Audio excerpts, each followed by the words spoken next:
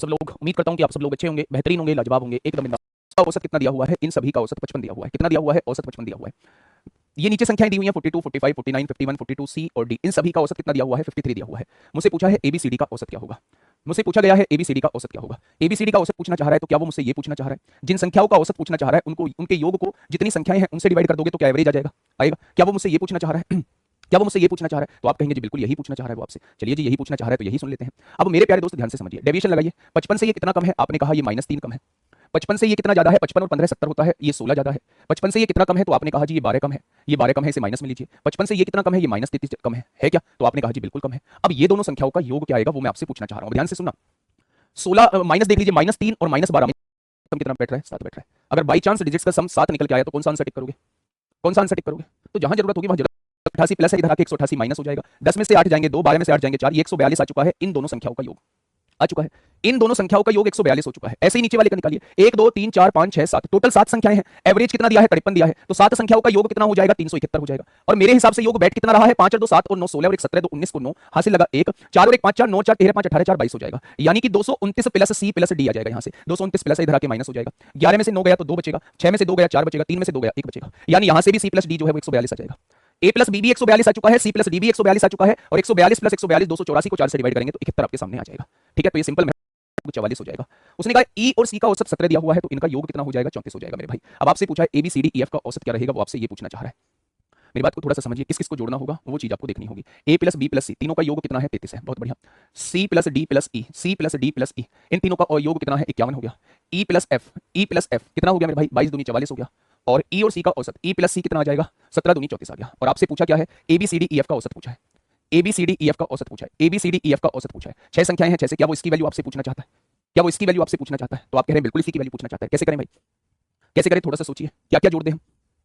क्या क्या जोड़ दें मेरे प्यारे दोस्त? बहुत बढ़िया, बहुत शानदार। बताइए क्या क्या जोड़ दें मेरे भाई?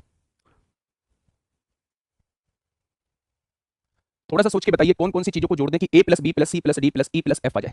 फटाफट बताइए मेरे भाई। अगर मैं आप लोगों से पूछना चाहूं, अगर मैं आप लोगों से पूछना चाहूं कि कौन सी ऐसी संख्याओं को हम लोग जोड़ दें, कौन सी ऐसी संख्याओं को हम लोग जोड़ दें, अब आप मुझे ये बताइए, एक छोटी सी बात समझ के चलना। ई और सी का योग कितना दिया हुआ है? आपने कहा 34 दिया हुआ है।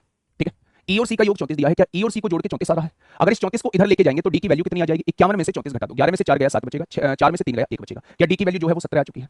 क्या डी की वैल्यू 17 आ चुकी है? क्वेश्चन खत्म हो चुका है। ए प्लस बी प्लस सी कितना है? इसकी वैल्यू 33 दे रखी है। डी की वैल्यू कितनी दे रखी है? 17 दे रखी है। और ई प्लस एफ कितना दे रखा है? 44 दे रखा है। क्या आप उसे 6 से डिवाइड कर देंगे? एवरेज निकल के आ जाएगा। क्वेश्चन खत्म। 7 और 3 10 और 4 14 को 4 हासिल 1, 3 और 1 4, 4 और 1 5 5 4 9, और 94 को जब आप 6 से डिवाइड करेंगे तो मेरे भाई 2 से काटेंगे 47 बार कटेगा, 2 से काटेंगे 3 बार कटेगा, 15 सही 2/3 इस क्वेश्चन का जवाब आ जाएगा। 15 45 और 2 47/3 ऑप्शन नंबर के हिसाब से। ये प्रति लीटर का रेट दिया हुआ है। लगातार 3 वर्ष दूध खरीदती है, वह हर वर्ष अगर 8,000 रुपए खर्च करती है तो दूध की औसत लागत प्रति लीटर कितनी होगी? छोटू क्वेश्चन है बच्चे। अगर वो 10 रुपए के हिसाब से 8,000 रुपए वर्ष में खर्च करती है तो यहां वो कितना दूध खरीदती होगी? तो आप कहेंगे यहां जी वो 800 लीटर दूध खरीदती होगी, तभी तो 10 रुपए के हिसाब से 8,000 बैठेंगे।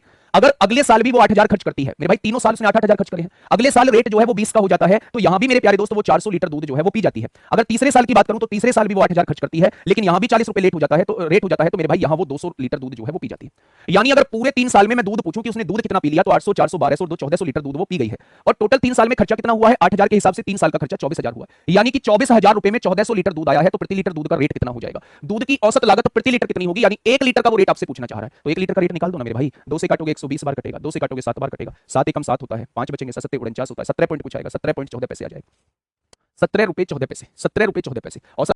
और क्लर्कों का औसत वेतन जो है वो 20,000 रुपए है। अधिकारियों और क्लर्कों दोनों को मिलाकर औसत वेतन जो है वो 26,000 रुपए दिया हुआ है। तो बैंक में कितने क्लर्क हैं? अगर बैंक में अधिकारियों और क्लर्कों की कुल संख्या 125 थी है। एलिगेशन, आप पहले थोड़ा सा एलिगेशन को समझिए। एलिगेशन ये कहता है मेरे भाई, एलिगेशन ये कहता है कि से होगा क्वेश्चन, ध्यान से सुनिएगा। 8 संख्याओं का औसत, 8 संख्याओं का औसत कितना दिया हुआ है? 19 दिया हुआ है।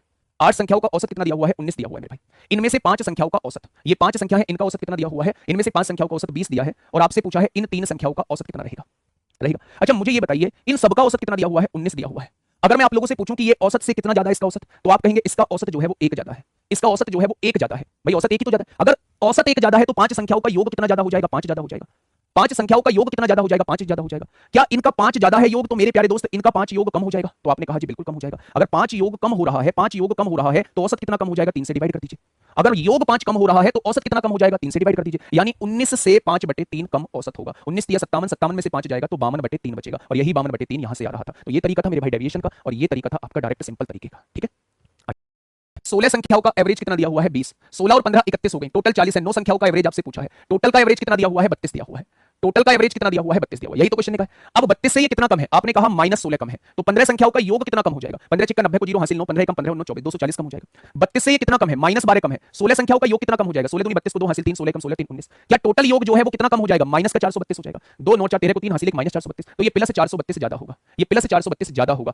औसत कितना ज्यादा हो जाएगा, 9 से डिवाइड कर दीजिए, 9 चौक 36 होगा, 9 8 48 से ज्यादा होगा, 32 से 48 से ज्यादा होगा, 32 से 48 से ज्यादा होगा, तो शेष संख्याओं का औसत जो आ जाएगा वो 80 आ जाएगा। ठीक है, तो वो मेरा डायरेक्ट मेथड है। वो मेथड तब मुश्किल हो जाता है जब यहां कैलकुलेशन मल्टीप्लाई करना थोड़ा सा मुश्किल हो जाता है, इसलिए मैं इसको बार बार इसीलिए बता रहा हूं कि जहां इसमें बहुत मुश्किल कैलकुलेशन हो जाती है वहां इसमें बहुत आसान कैलकुलेशन बन जाती है। 2 5 शेष 12 छात्र यहां हैं, उनका औसत दे रखा है 48 किलोग्राम, आपसे पूरी क्लास का औसत पूछा है, तो मैंने आपको बताया था मेरे प्यारे दोस्त, ये क्वेश्चन पहले भी करा चुका हूं। यहां औसत 52.25 है, यहां 48 है, यहां छात्र कितने हैं 28 और यहां छात्र 12 हैं। आप छात्रों की संख्या का औसत निकाल सकते हैं, ये 7 छात्र हैं, ये 3 छात्र हैं मेरे भाई।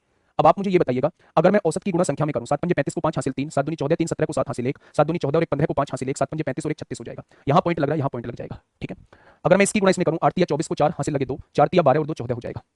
तो मेरे प्यारे दोस्त आप लोग देखेंगे क्या, आप लोग देखेंगे 5 4 9 6 4 10 को 0 हासिल 1 50 509.75 हो जाएगा। अगर दोनों के टोटल को संख्या से डिवाइड कर दोगे तो एवरेज आ जाएगा, दोनों के टोटल को संख्या से डिवाइड कर दोगे तो एवरेज आ जाएगा मेरे भाई। पॉइंट इधर खिसक जाएगा तो आंसर हो जाएगा 50.975, 50.975। आज की क्लास यहीं खत्म करते हैं।